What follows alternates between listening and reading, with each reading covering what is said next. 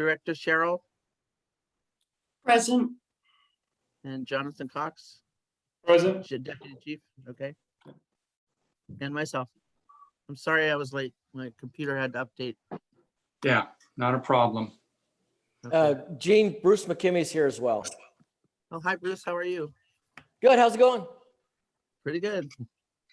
Well, let's begin with the Pledge of Allegiance. I will lead it. And I begin. I pledge allegiance to the flag of the United States of America and to the republic for which it stands, one nation, under God, indivisible, with liberty and justice for all. And then I see we have one community member. Let's open with any public comments. Sabrina, do you have anything to add before we begin? I do. Thank you. Can you hear me? We can. Okay, great. So I'm Sabrina Brennan. I live in Seal Cove in Moss Beach. That's near the Fitzgerald Marine Reserve. Yes. And I saw the agenda for this meeting via email. Thanks for sending that.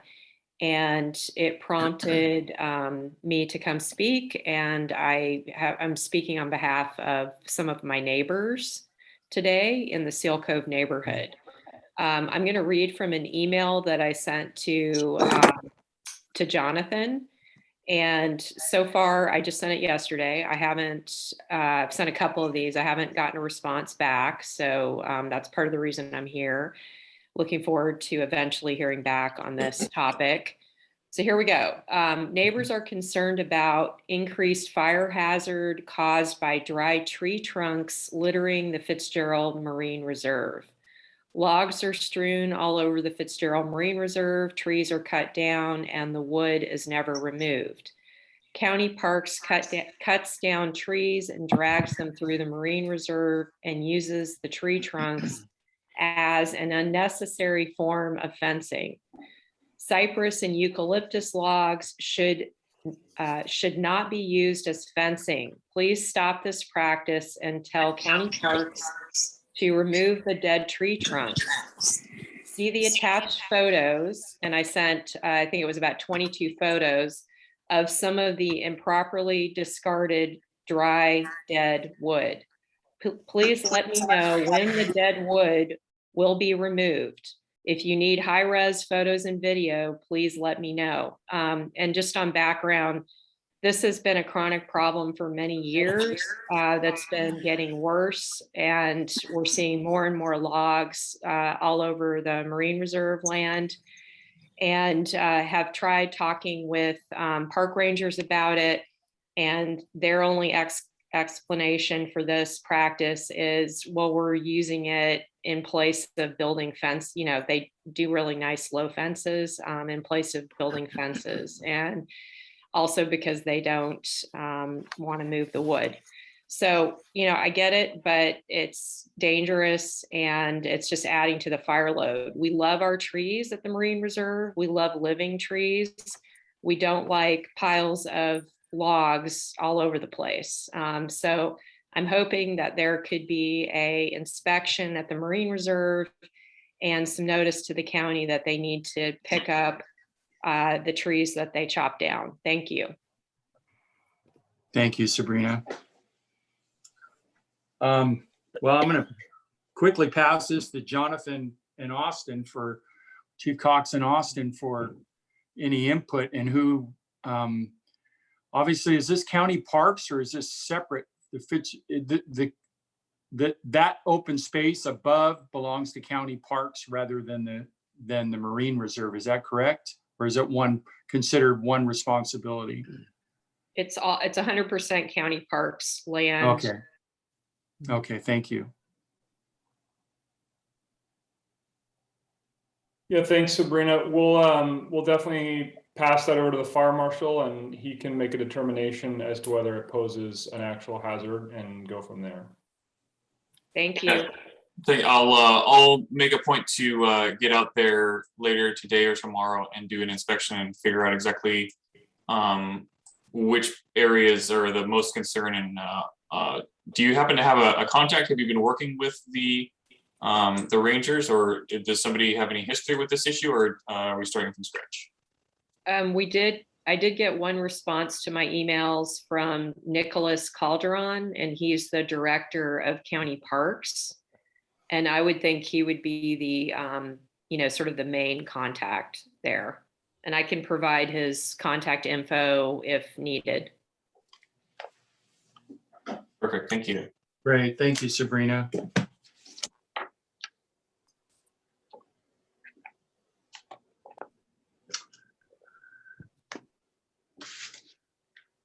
Okay, I'm juggling multiple iPads and trying to bring the agenda back up. So we need approval, it looks like next approval of the consent calendar. Is that correct? Yeah, approval of minutes. That's correct. Okay, I'll make a motion to approve the minutes of the previous meeting. Could I have a second? I second the motion. Okay, roll call vote. Director Stockman, Yes. Director Cheryl, Yes, Deputy Chief Cox. He doesn't vote. Oh, he doesn't. So Right. it's just the two of you? Yes. How about McKimmy wasn't there, so he. I was not there, so I'm going to abstain. Okay, are we all okay with the correction I made at the end about the meeting on the 16th being changed to the 9th? Yes. Thank you. And you're aware that I can't be on the call at 1 o'clock because I'm in Half Moon Bay that day. Do you want me to do the minutes from the tape, or do you want to have me not do them? I think it's important to have the minutes. It seems like more and more, we're getting more and more attention to the issue. So yes, I would say from the tape, Gene. Okay. And just for the future, I can't ever be at a meeting Thursday unless it's 9 a.m. Okay, thank you. Okay, thank you. Go on. Thank you. Okay, Jonathan, should we start, or I'm going to casually call you Jonathan, back and forth to Chief Cox and Jonathan, but Chief Cox should we start with the vegetation management plan and our current status? Was that the purpose of that? Yeah, just a quick update on the current actions within the veg management plan. Just a quick update. As we all saw at the last meeting, those flyers, the new educational flyers are being printed and should be going out shortly. Austin's been in contact with them, so we should be seeing those hitting mailboxes in the next few weeks. Great. As far as the website, Michelle has started to get the information compiled for the updated website information. I just ask if anybody has a specific resource they would like put on that website to direct people to, that they send it our way so that we can get that updated. And the fire danger rating sign at the El Granada community, that sign is being drafted right now. We've been working with a vendor for logos and languaging that we'd like to see on there. And then the idea is that fire danger rating sign will go at a prominent location on the Station 41 property for people driving through there to see what the danger is on any given day, and being updated by that crew based on the national fire danger rating. That is the latest for the action plan as it stands right now. Okay, thank you. Cynthia, do you, from the place we're at right now, do you see anything at this meeting that needs to be added to the action plan? It seems like. go ahead, Steve. It seems like if we come up with pursuing a proposal for these unimproved lots, that'll obviously be a big item that's added on there, but anything else in your mind from these short few months? Well, I know that a lot of attention has been paid recently to Ms. Casey's letter, and that Mhm. we are actively involved in composing a response. And it seems like the response has two aspects to it. Right. Half of it is just as you say, Steve, it's the response to her inquiries about the conditions immediately surrounding her home. And the other part of it is more on the scale of the comprehensive response plan to be put to that. Although there is a plan at this point in time, it might be time to review it and perhaps add to it. And that is where the communications with Chief Cox, the information and the knowledge from Chief Cox and from Austin Seeley. Austin, forgive me, I'm not sure of your rank within the fire services. I'm the deputy fire marshal. Okay, thank you so much. So there it is. The fire marshal's office is obviously front and center in this. And so we are interested in learning more. We can, if we want to be specific, we can ask for kind of a status update, if that's possible, on the properties. Originally, we were brought, 8 properties were brought to our attention. One of them seems to be a double parcel or lot. And the question is, two of the landowners, thank you so much for responding so promptly and sending the letters out to those landowners very shortly or on the same day that you did the inspections of those properties that were requested by Ms. Casey. And 2 of the 8 parcel owners apparently responded with some mitigation on their own lots. And so the request has been made for a status update on those other properties. Did they respond in any, those property owners, did they respond in any way? Can we give her a lot by lot update? So essentially, I went back out there 2 weeks ago. There was a large amount of tree work being done. There was originally a permit that was pulled for the removal and pruning of 31 specific eucalyptus trees that all the neighbors in the area got together to collaborate with. And shortly thereafter, that was approved, or shortly after that was approved, working with Chief Cox, we managed to alleviate a lot of the permit restrictions for eucalyptus within proximity to homes and everything else. Yes. And so those neighbors got together again after their previous permit was approved, and essentially expanded the scope of the project considerably. Mhm. There's a large number of trees that were removed. A lot of the brush and undergrowth was removed. There's significant work has been done towards the elbow of the Paper Street Avenue Portola.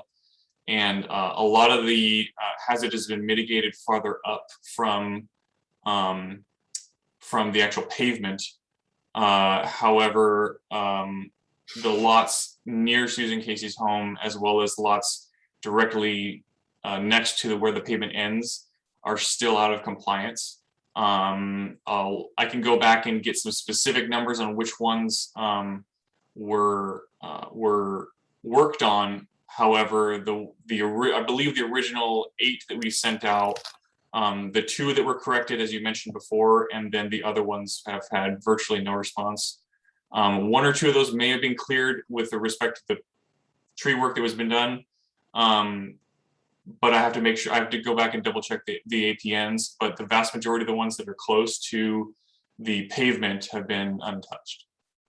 Okay, and the process for that is a letter was sent every 30 days, starting on the 27th, and then after 3 months, is it fair to assume that for the other 7 or 6 properties that you did not receive any form of response from those?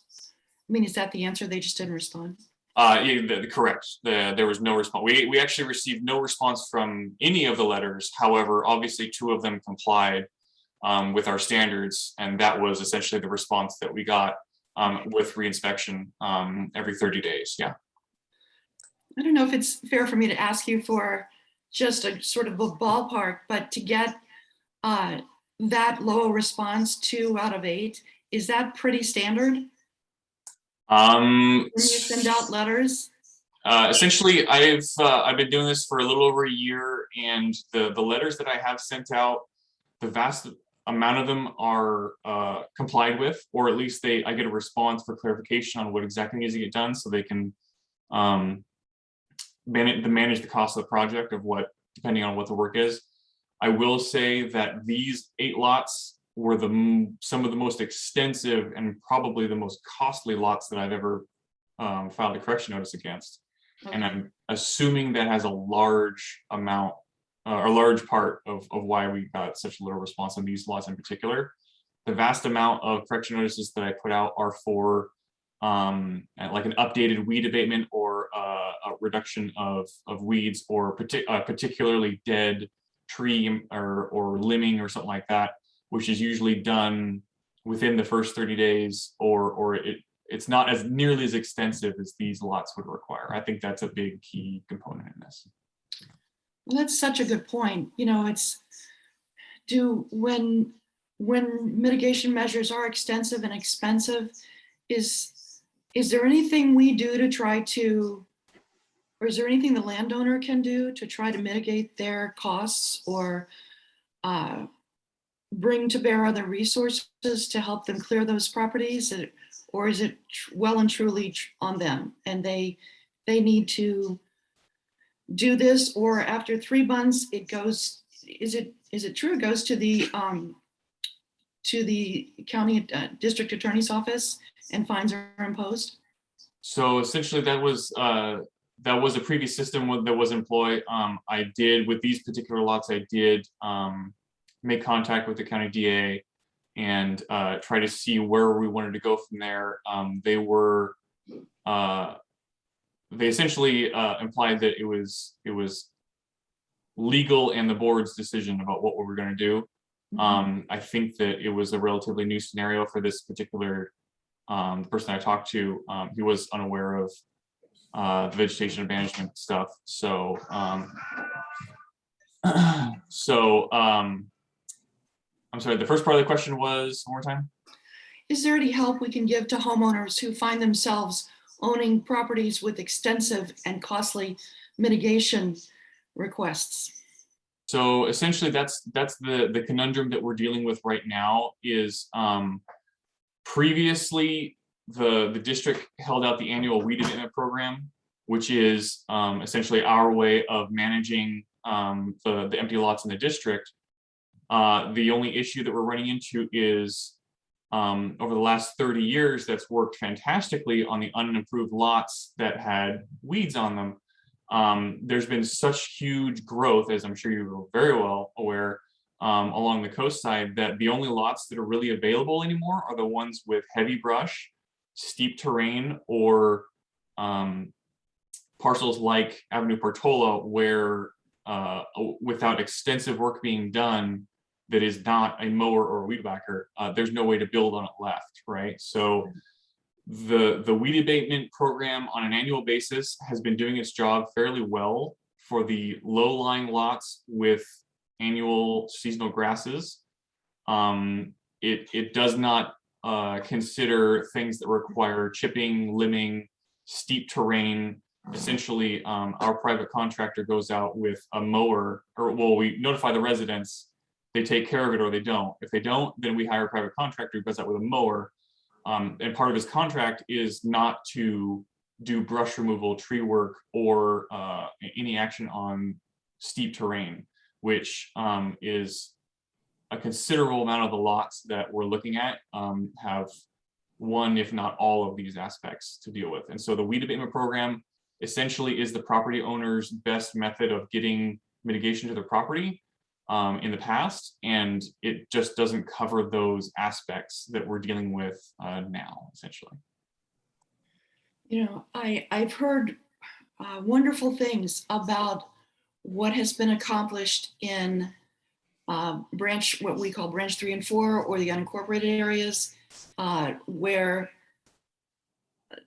for example, Chief Sampson just conducted tours of an area on South Skyline where there were shaded trees um, I'm sorry, shaded fire breaks, as well as vegetation clearance along evacuation routes. Is that sort of thing anticipated for this area? We don't have any current plans for that. The biggest issue that we're running into would be the fact that the majority of these lots are privately owned, and the district doesn't have the ability to go on and clear the lots without board approval for thousands of dollars of tree work and everything else. And so a project similar to Chief Sampson's along the Highway 35 corridor is very well needed. It's very much appreciated. It's a fantastic project. However, it's monumental in its scale, as well as a lot of it has to deal with, just like you said, along the evacuation routes. And so agreements are made with Caltrans and Public Works and everything else to do work on the easements or to widen access routes. These are great things. However, they don't really work on random one-off privately owned parcels that are out of compliance with the local ordinance. Okay. Is anything about El Granada Boulevard considered part of a public evacuation route? With respect to the residents of El Granada Boulevard, yeah, it is the only way out. So it would be their evacuation route. Okay. However, with the projects along Highway 35, there's usually some setback, right? And there's usually forest in between the highway, the evacuation route, and the private residence. Right. Obviously, in a suburb similar to El Granada, there's just not enough room on these individual private lots to merit a shaded fuel break along the entirety of El Granada Boulevard because it's all developed, right? So we're looking at the backside of all of these lots, either to the east or west or to the north of some of these lots. And obviously, paper streets are not considered an evacuation route. But at this point, with respect to mitigation and the hazards involved, I would say that prioritization to evacuation routes is obviously key. However, for this specific scenario, the semantics of deeming something a evacuation route or not still doesn't mitigate the fact that private landowners have a responsibility to manage their privately owned land. And of course, you mentioned the scale issue, which is key here and as well as there. Have you and Chief Cox, in your experience, seen successful programs to encourage incentives, whatever, to encourage private landowners to do the right thing and take care of their properties?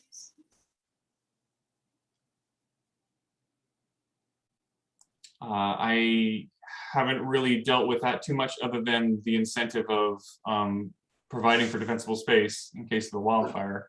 I mean, that kind of speaks volumes itself. Usually some of the issues that we run into with defensible space are people either not being able to take care of it financially or physically, or just not caring or not being educated enough. And I would say probably 80 to 90% of the people that we instruct and educate on defensible space, that becomes their incentive of, we have an anchor to defend your home against fire in case it comes through. As far as ordinance wise, policy wise, or financially, I am not aware of any incentives that we could grant or that we're involved with at this point. Okay. I think that probably goes to Austin, is that this issue and the changing fire behaviors is evolving so fast, so quickly, that my first thought is that every community across the state and the West are facing these issues. And so both Cynthia and I, in our roles on this committee, will try to stay as current as we can. We'll ask for your input of anything that you see that is hopeful, that's working in other places. We'll try to put ourselves in these conferences and stay current on these topics, but I think the answers are going to come. They're going to come in pieces, and they're going to come from other places, as well as what fits within our county and what's capable of within the district. So I see this as being an ongoing conversation. We can already tell in this short amount of time how many questions we both have. And maybe it's appropriate that just you and I and Cynthia at some point just have a Zoom call where we can go deeper into questions and background, because we could go right here, we'll try to keep this in an hour. So I see that, I recognize that already. I'm sure you do, Cynthia, as maybe a longer conversation with Austin, especially to my question of what the background's been, kind of bring us up to speed, help us get the facts so we can respond to develop this letter. But also, it's not a letter to one individual. It's I know that entire Highlands neighborhood has worked together, and she's obviously just, Susan is acting as a spokesperson. Let me quickly go to your visit 2 weeks ago. As it relates to our letter, perhaps you've addressed many of these concerns already to Susan and Miss Casey and that neighborhood. Would that be accurate to say that? I would say we've definitely addressed the concerns. For the lots in particular, closer to her home, I believe not a lot has been done because we're running into the enforcement issue. And to their credit, her and some of her neighbors have gotten together and they did essentially enforce themselves with the tree work that was done. That does go hand in hand with working well and with their neighbors and getting permission to actually do the work, which speaks volumes to the amount of community involvement up there, which is great. It just becomes obviously a significant issue for me to enact that on every parcel in the co-side. So, right. So back to what the board's trying to achieve, and with Chief Cox's perspective and direction, is that we don't want to try to handle these street by street, neighborhood by neighborhood. We're trying to come up with a policy that addresses the entire coast side. So that's one big item we're trying to achieve today, is action items that this committee can bring to the board and ask for action. So let's pause for a second there, Chief Cox, and what would be needed for that? Just simply our, Cynthia and I, this committee's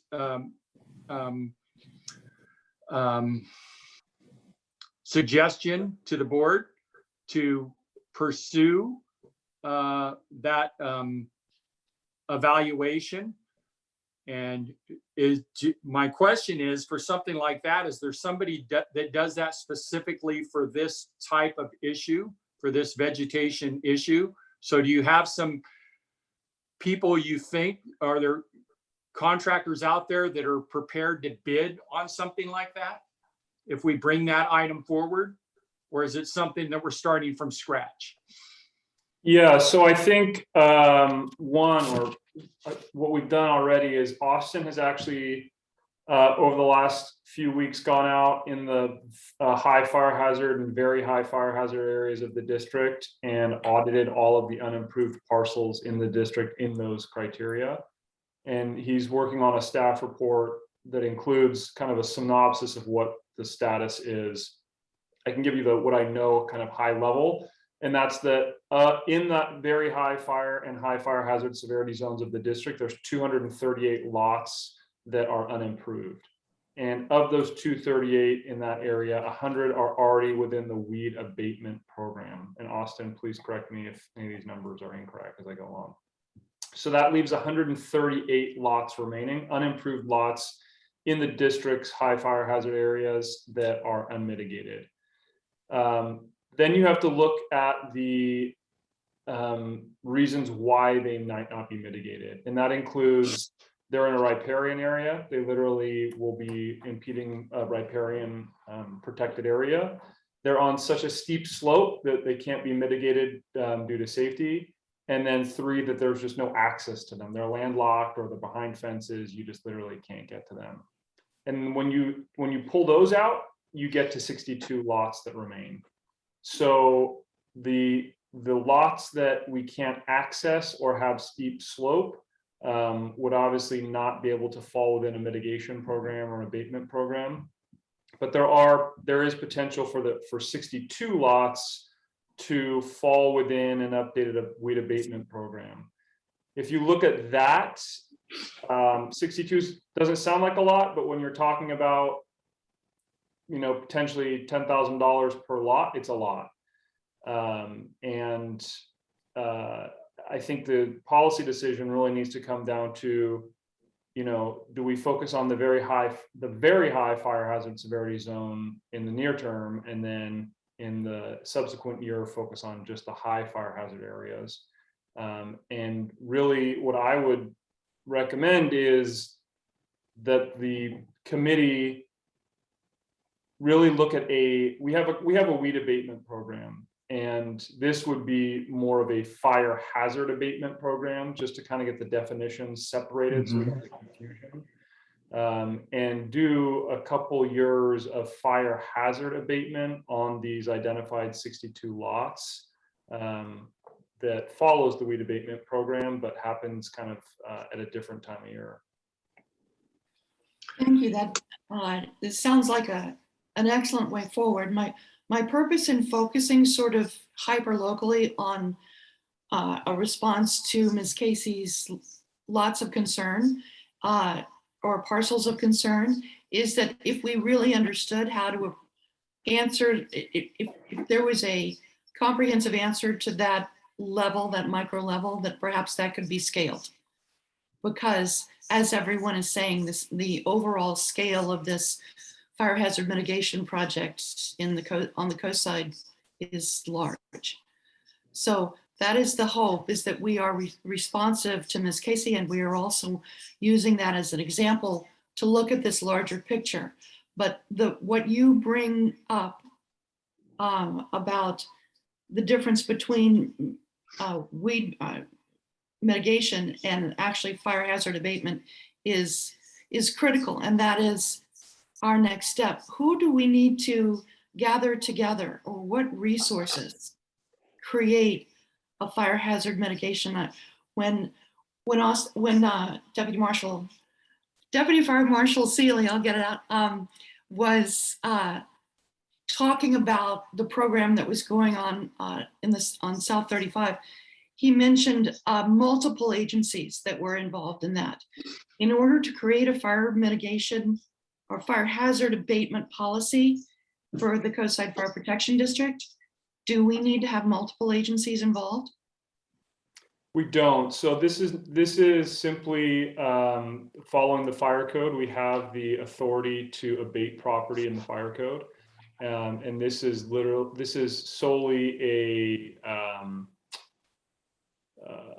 engagement between the district and the property owner. There's no need for bringing anybody else. Okay, great. And then what happens? We notify a property that there is a need for fire hazard abatement on their lot. We notify a property owner. They respond or they don't. Yeah, so what'll happen is kind of the normal process for weed abatement. The district will declare a nuisance, essentially. And then in that nuisance, we will identify the specific lots.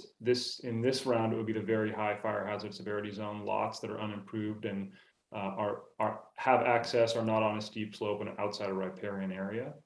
And then the district will notify those property owners, give them a time frame to mitigate. If they don't mitigate, we will bring in a contractor. We will have to do an RFP for a contractor to do this. That contractor will mitigate it, report back the lots and the amount of time that it took to mitigate, and then we will put that on a tax lien on that property holder at the county.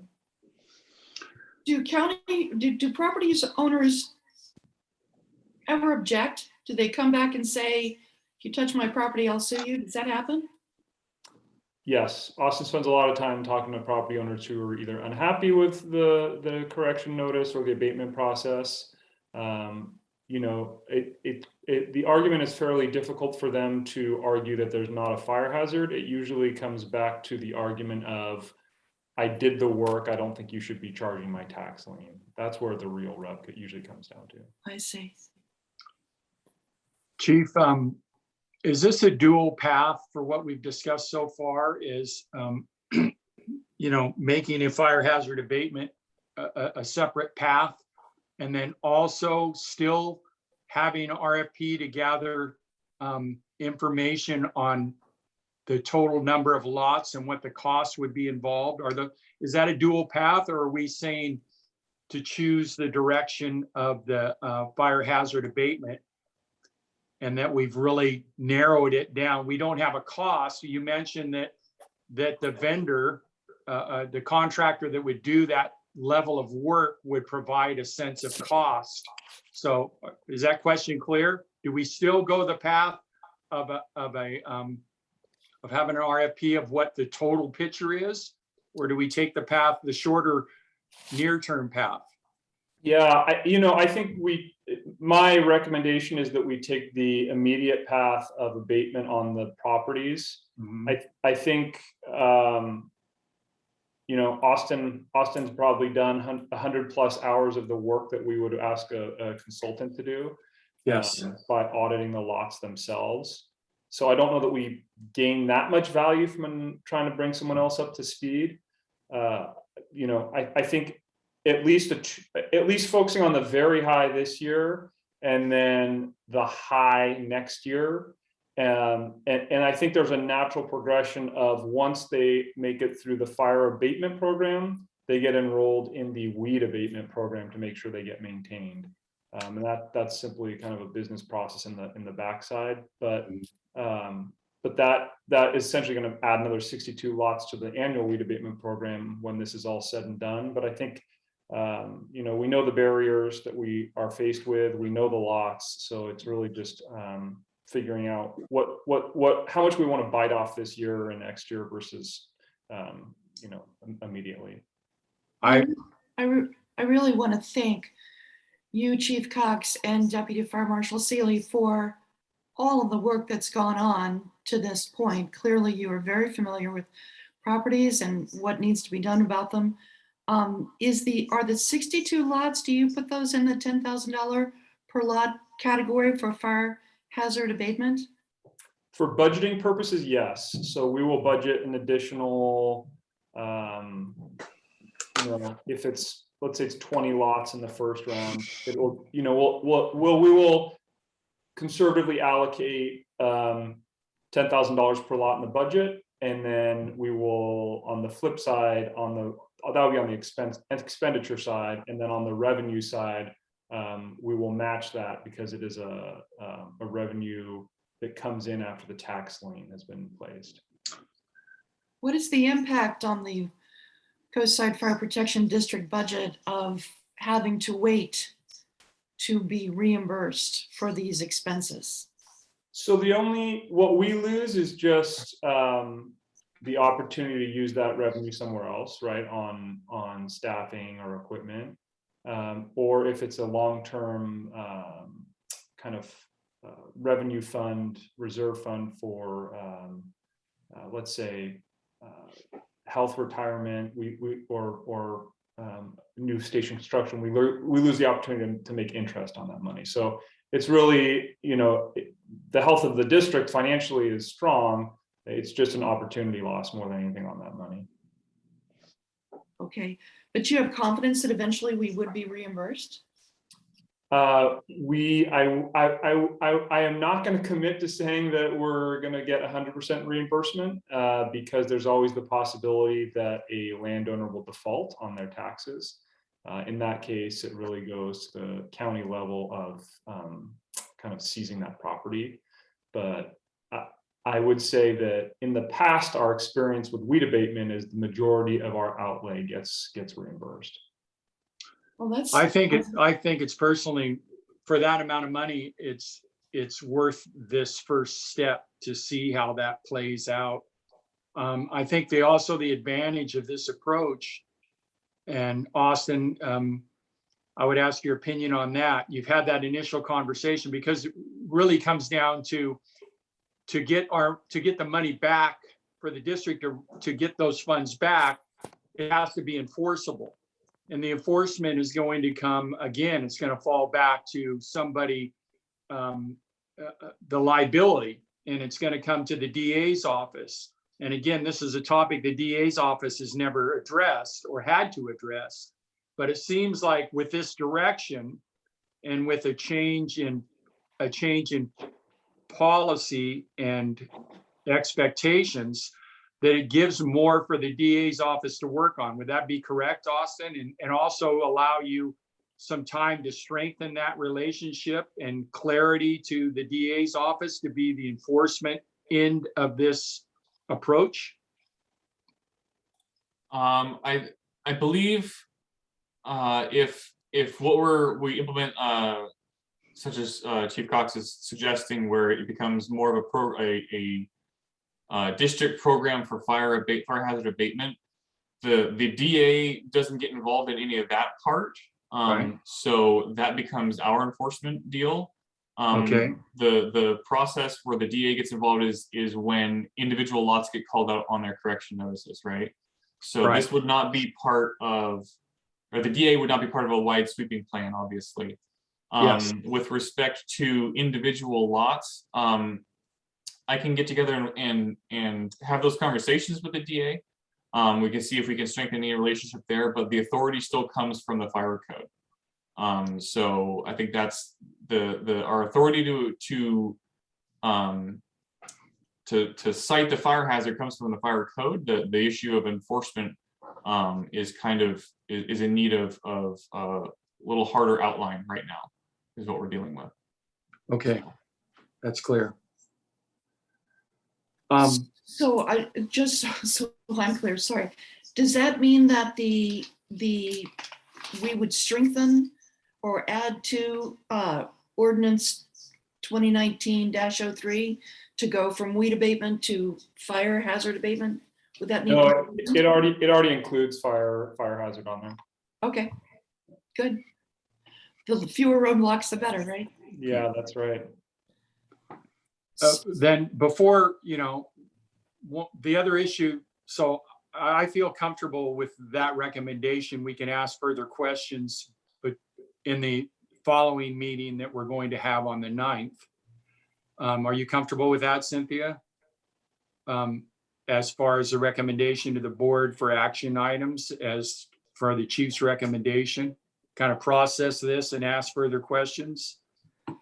Yes, and again, there are a couple of things. I'm still concerned that as we consider all of this, we understand the need for speed because we have a very concerned community, but Yeah. also that we include in the assessment of what needs to be done and when, what the impact for manpower and for funding needs to Right. be, because I think that our fire services staff have full-time jobs. They're coping with, maybe time and a half sometimes, especially in this very busy fire season. So I want to be sure that we take into account the impact of these new policies or requests on personnel and budget.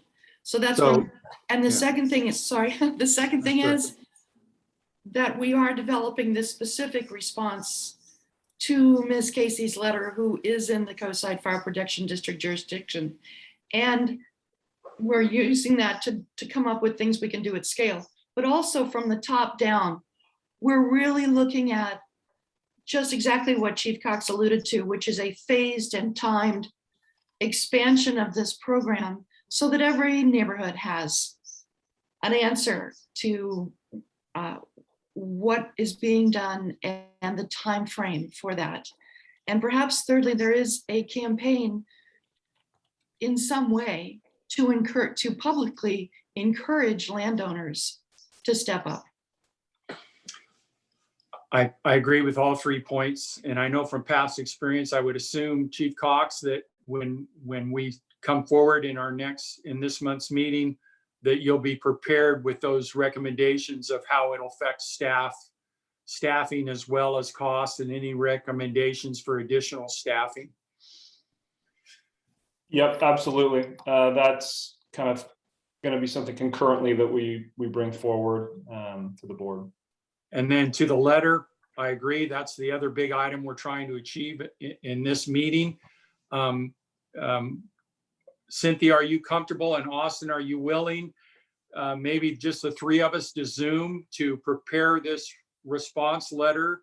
I think it's going to have your input to know chronologically, again, as I open with, what's happened, what's your last response to them, what you feel that comparing that letter from Miss Casey and make it accurate to today's information.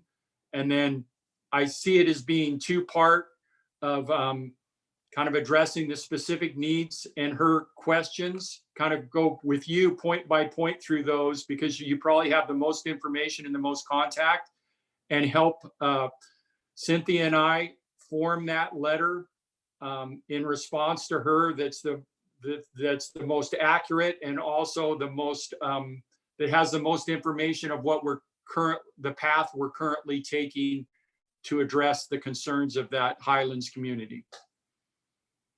Absolutely. We can definitely get together and iron out those specifics. I think fire hazard abatement aside and policies aside, I think one of the other issues we're dealing with adjacent to this one is just a communication and a public outreach issue. So if we can come together to address these issues in a clear and concise way that makes people on both sides happy, I think that's exactly the direction we need to go. Well, I would say this committee, as well as the board, is open to your input through Chief Cox on anything that you recognize from a messaging education standpoint that would be helpful in sending this broad message out to our community, whether it's through the media, whether it's through our website, whether it's through social media. But that's my message constantly, is we want to stay ahead of it. We want to message, we want to tell the community what we're doing, where we're going, and for it to be transparent. And so any input you have when we have the conversation with you will be more than welcomed. And I'll be happy to meet with you whenever you like. Yeah. To move this forward. It's a high priority. Absolutely. I yeah. noticed there's a message in the chat, Chief. Yeah, so as far as the property on the land between the between the streets, we're specifically focusing on very high fire hazard severity and high fire hazard severity zones within the district. And those are all available on the state website. As far as the fire hazard related to the eucalyptus groves in Quarry Park, I know Nick, as I'm sure Sabrina knows, is the main point of contact for that. There's a lot of work. I know he's working on plans with RCDE and CAL FIRE for grants for eucalyptus removal. And I don't want to speak for him because that's his program, but I know it's a priority, and there's a lot of people working on that issue. Unfortunately, we can't get rid of all those trees, just kind of how much it costs and the impacts it'll have. And removing all those trees will not remove the fire danger completely either. So I know it's a priority for him though, but he is the best point of contact for anything in the parks, in Quarry Park specifically. And Cynthia, do you mind working directly with Austin and kind of set up? I'll be available anytime that's appropriate for the two of you, but in relation to putting that letter together. I'd be happy to do it. Yeah. Deputy Chief Fire Marshal Seeley, what works best for your calendar? I'll tell you what. So I'll get your contact information and we can set something up. I believe next week, or potentially tomorrow would be best. I've got time, a brief amount of time tomorrow, or early next week would probably work pretty well. But I can get the contact info and we can deal with that over email. Perfect. Just let me know. I've set up a rough format, and you can correct it all. you. Cynthia, how about approach of just a one paragraph letter to Miss Casey that, that we want to give her a very thorough definition of where we're at and where we're going, and the patience to allow us a little bit more time, but that it's a top priority to address those needs of that Highland neighborhood. So maybe Outstanding. just I send agree her completely. Send her a Right. quick paragraph, and then we'll sit with Austin and come up with a more thorough response. And Perfect. I agree with you. It'll very much guide us for this project on a larger scale. And again, just because I am new to all this, is the protocol, I certainly know what the letter should say. So, but do I send it to Michelle? Does it come from the board? Do I simply email Ms. Casey? What's the proper thing to do? I would say that it comes from and Chief Cox, I'll allow your input here, but I would say it comes from the board, not the Vegetation Committee specifically. It's addressed from the board, but rather it goes through Michelle or through President Burke. I'm not sure the direction, the path it takes once it gets in the building. Yeah, I think that's just it. Directly, once the committee is comfortable with the response, send it to President Burke to represent the district for a formal response. Okay, excellent. So Steve, I'll send you this paragraph and then you'll move it forward from there. Yes. Okay, very good then. Thank you. Okay. I'll have the draft to you by the end of the day, the late end of the day. Okay. Okay. So then Chief Cox, are we comfortable with using our next week's meeting will be that the emphasis will be making that recommendation to the board on adding the fire hazard to the weed abatement ordinance and identifying the most endangered lots? Yeah, so I think path for next week is we will give the committee a staff report about what this actually looks like in detail, so that you can bring it to the full board this month for recommendation that the board continues down this process, essentially. Excellent. Thank you. Yeah. All right. I think, Okay, I'm comfortable with that. Unless there's any Cynthia or anybody wants to add? I'm good. good to go. Thanks, Jean guys. has a question. Jean has a question. Sure. Go ahead, Gene. When would you like these minutes? I work by deadline, so when would these minutes need to get to the committee? Gene, I would say that you could probably combine this meeting and next week's meeting into one set of, do them both together. Are you comfortable with that, Cynthia? I'm fine with that. Yeah. So that gives you a little bit more time. I don't think there's anything that's needed in these minutes between now and next week's meeting. Okay, thank you. And when would those need to be done? Well, whatever the normal time frame is, the week before our full board meeting. So We So just they can want- go in. Okay, We just Yeah. want to be sure we have the notes to back any motions or actions that we would like to present at the next regular board meeting. so have Alright. these to be ready to be approved or with the next board meeting, at the next Thank board you. meeting agenda. Correct. on the agenda. Right. Okay, I can do that. Thank you. Thank you. Chief Cox and Austin, thank you very much for your time and helping this board kind of point staff in the correct direction. Happy to. That's what we're here for. Yeah, Absolutely. absolutely. Yeah, thank you. All right. Take care. See ya. Bye. Okay, thank you. Bye-bye.